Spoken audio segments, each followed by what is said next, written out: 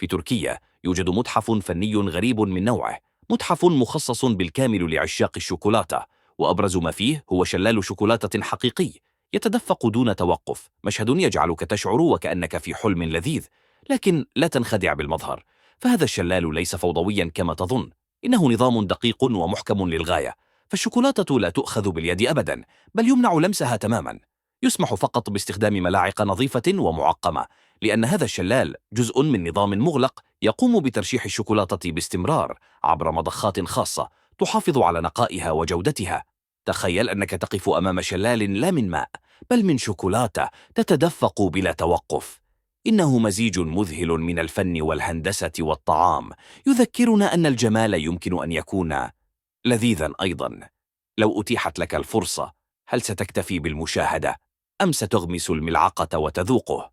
أخبرني في التعليقات.